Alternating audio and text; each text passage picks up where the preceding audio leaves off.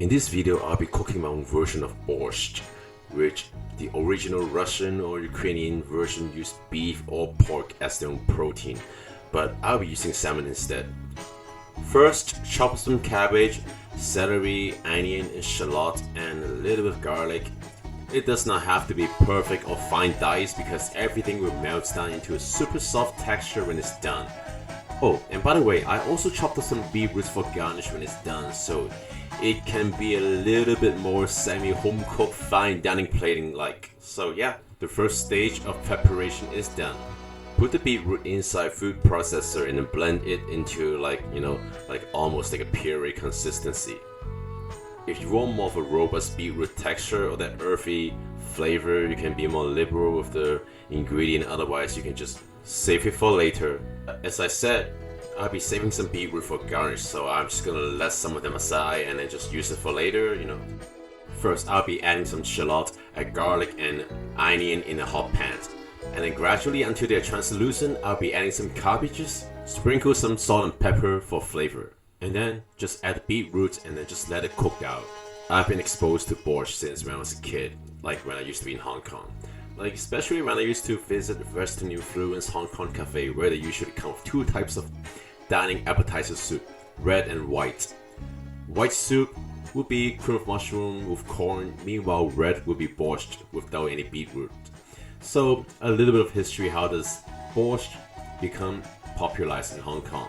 During the October Revolution, the civil war between Soviet and the Romanov regime, a large number of Russian immigrants relocated themselves to Shanghai.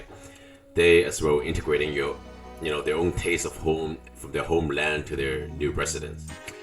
Beetroot was not quite suitable to plant in a Shanghainese terrain, maybe because of the weather, and it was too pricey to import.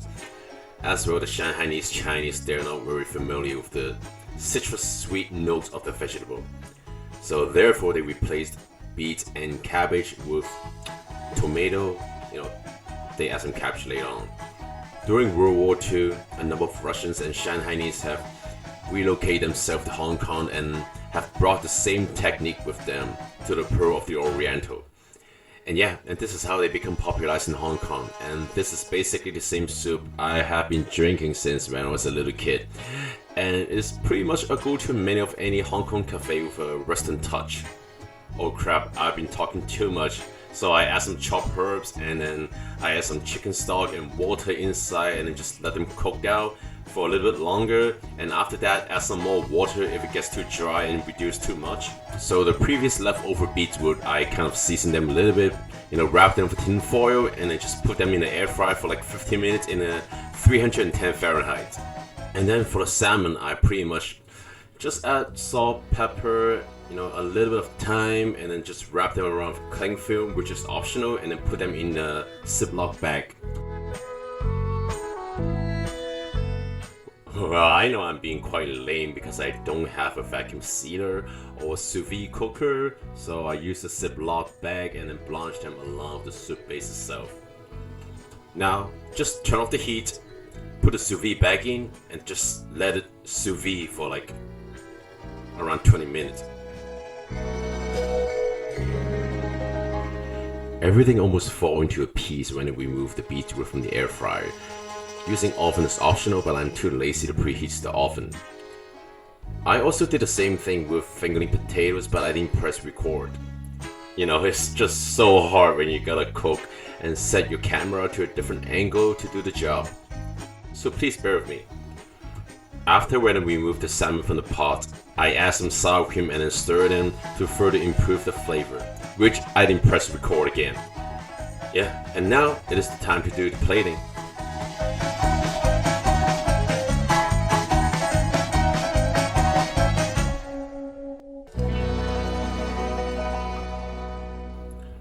So this is how I make my own version of borscht at home.